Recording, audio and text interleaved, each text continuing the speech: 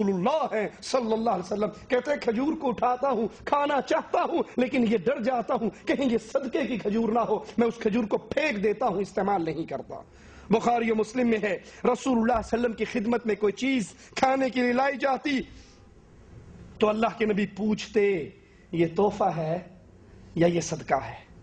نبی کیا کرتے؟ نبی پوچھتے یہ تحفہ ہے یا صدقہ ہے؟ اگر کوئی کہتا اللہ کے نبی یہ صدقہ ہے تو آپ اپنا ہاتھ روک لیتے، اور اگر کوئی کہتا کہ یہ تحفہ ہے تو آپ وہ چیز کھا لیتے۔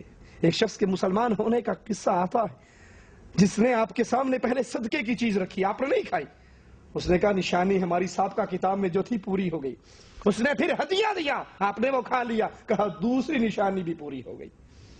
اللہ کے نبی پوچھتے یہ آنے والی چیز صدقے کی ہے یا یہ آنے والی چیز تحفے کی ہے؟ اور اگر تحفہ ہوتا تو کھاتے، صدقہ ہوتا تو اللہ کے نبی نہ کھاتے۔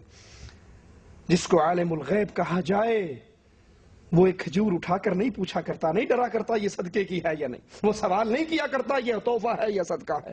بخاری و مسلم کی یہ روایت سنیے، اللہ کے نبی فرماتے ہیں مجھے لیلۃ القدر کی شب قدر دکھائی گئی اور پھر میرے ذہن سے اس کو مٹا دیا گیا، مجھے بھلا دی گئی۔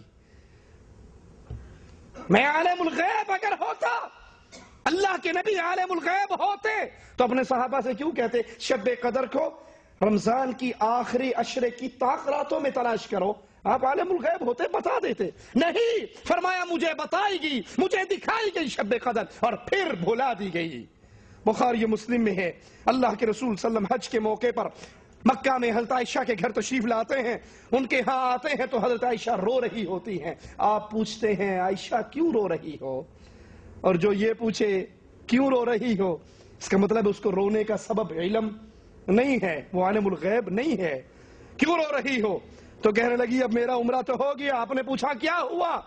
کہا میں نماز پڑھنے کے قابل نہیں رہی، کہ یعنی میرا حیض کا وقت آ گیا ہے۔ اللہ کے نبی صلی اللہ علیہ وسلم مجھ سے پوچھ رہے ہیں اے عائشہ رضی اللہ تعالی عنہا تم کیوں رو رہی ہو؟ اور وہ رونے کا سبب بیان کرتی ہیں جو نبی کو اس کی خبر نہیں تھی۔ اور عالم الغیب کے سامنے ہر چیز واضح ہوتی ہے، وہ صرف ایک اللہ کی ذات ہے۔ بخاری و مسلم میں ہے رسول اللہ صلی اللہ علیہ وسلم نے فرمایا حج کے موقع پر صحابہ کرام سے کہ تم بھی حلال ہو جاؤ، اور اگر وہ بات مجھے پہلے سے معلوم ہوتی جو بعد میں معلوم ہوئی۔ بخاری و مسلم کی روایت، جاؤ سناؤ پیروں اور فقیروں، باپوں اور بزرگوں کو، حضرت اور کرنی بھرنی دھرنی کے دعوے داروں کو جو ہر کسی کو عالم الغیب بنائے پھرتے ہیں۔ یہ بخاری و مسلم کی حدیث ہے۔ اللہ کے نبی حج کے موقع پر اعلان کر رہے ہیں اے میرے صحابہ تم قربانی کرو حلال ہو، تم بال کٹواؤ حلال ہو جاؤ، عمرے کے احرام کو بدل دو، ختم کر دو عمرہ، اور پھر نئے سرے سے حج کی نیت کر کے 8 تاریخ کو حج کا احرام باندھنا۔ جو قربانی ساتھ نہیں لے کر آئے، قران کا حج کرنے کے لیے آئے لیکن میقات سے قربانی نہیں لے کر آئے، وہ اپنا عمرہ پورا کرے، بال کٹوا دیں اور اپنے حج کو تمتع کے اندر تبدیل کر دیں۔ کہا وہ بات مجھے پہلے سے معلوم ہوتی جو بعد میں معلوم ہوئی تو میں قربانی کا جانور ساتھ نہ لاتا۔ وہ بات جو مجھے پہلے معلوم نہیں تھی بعد میں معلوم ہوئی۔ عالم الغیب اس طرح کی بات کیا کرتے۔ اللہ عالم الغیب ہے جس کو ساری باتوں کا، ساری چھپی ہوئی باتوں کا علم ہے، اس کے سامنے کوئی چیز چھپی ہوئی نہیں ہے۔ وہ کالی سیاہ چیوٹی، کالی رات، کالے پہاڑ کی جڑ میں چلتی ہے تو مالک اپنے عرش پہ ہوتے ہوئے اس کو وہاں پہ دیکھتا بھی ہے، اس کا رزق پہنچاتا بھی ہے۔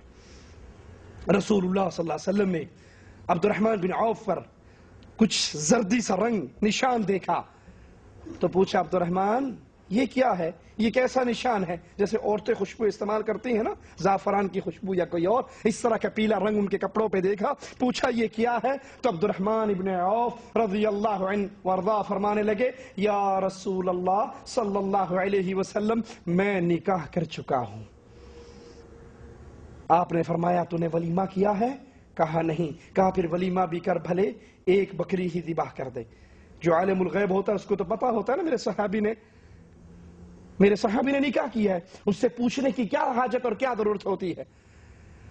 اللہ ہمیں ہدایت پر چلائے، اللہ ہمیں ہدایت کی راہ دکھائے، اللہ حق کو حق جان کر اس کے اوپر عمل کرنے کی توفیق عطا فرمائے، باطل کو باطل جان کر اس سے دور رہنے کی توفیق عطا فرمائے۔ اللہ ہم سب کے گناہوں کو معاف فرما دے، اللہ ہماری خطاؤں کو معاف فرما دے، اللہ ہماری سیاہکاریوں کو معاف فرما دے۔ اللہ دین اسلام اور توحید کے مسائل کو ہمارے سینوں کو روشن کر دے اور ہمارے سینوں کو منور کر دے، اور دین کی بات کو سمجھنا ہمارے لیے آسان کر دے۔ اللہ گمراہ لوگوں کی گمراہیوں سے ہمیں بچا دے، جو مولویوں کے روپ میں تیری مخلوق کو اللہ توحید کی راہ سے روک کر شرک کی راہ پہ چلاتی ہے۔ اللہ ان ظالموں کے ظلم سے ہمیں معاف فرما، ہمیں محفوظ فرما۔ اللہ ہمیں جو قرضوں میں دبے ہوئے ہیں ان کے قرض ادا فرما۔ اللہ جو پریشان حال ہے ان کی پریشانی دور فرما۔ اللہ جو بے اولاد ہیں ان کو نیک اولاد عطا فرما۔ اللہ جن کو اولاد دی ہے ان کو نیک تربیت کرنے کی توفیق عطا فرما، اور ان کی اولاد کو نیکی کے راستے پر چلا۔ ہم میں جن کے والدین فوت ہو گئے تیرے پاس آ گئے، اللہ تو ان پہ رحمتیں فرما، ان کو جنت الفردوس میں جگہ عطا فرما، ان کے بیٹوں اور بیٹیوں کو ان کے لیے صدقہ جاریہ بنا، اور جو زندہ ہیں مولا ان کی خدمت کر کے ہمیں جنت میں جانے کی توفیق عطا فرما۔ یہ مضمون انشاءاللہ باقی ہے، اگلے درس میں اس کو پورا کریں گے۔ اقول قولی ھذا واستغفر اللہ لی ولکم ولسائر المسلمین فاستغفروہ انہ هو الغفور الرحیم۔